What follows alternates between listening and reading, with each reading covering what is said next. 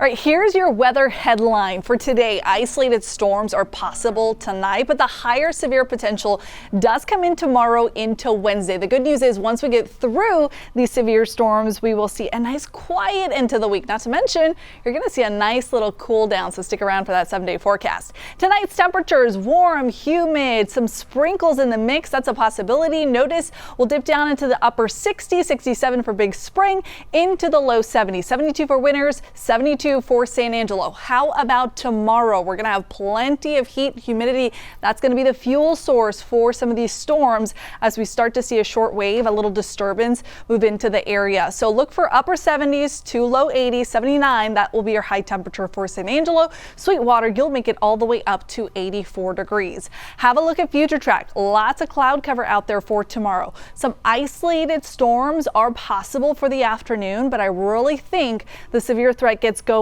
as we head into the later evening hours once the sun goes down.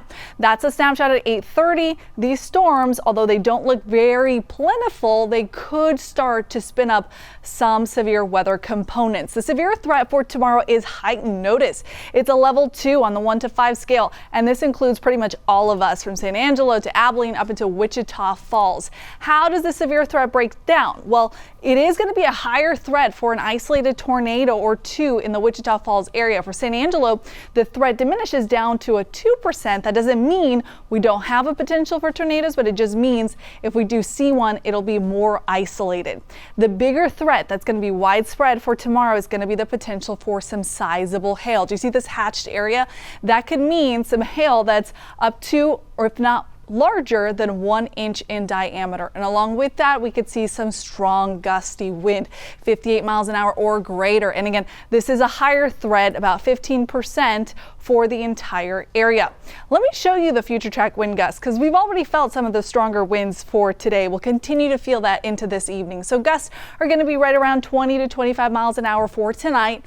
As we head into tomorrow, notice the wind stays pretty steadily at around 20 to 30 miles an hour. That continues as a snapshot at 6 o'clock in the evening.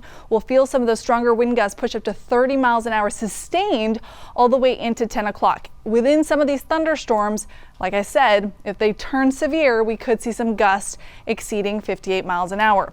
Temperature wise this week, we're going to be pretty warm and pretty humid. So anytime we have a disturbance roll through, that's when we see the threat for some of these severe storms to pop.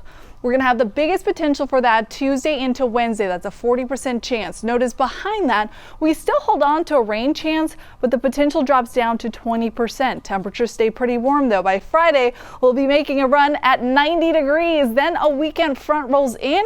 That drops our rain chances to 20% and drops our temperatures into the 70s.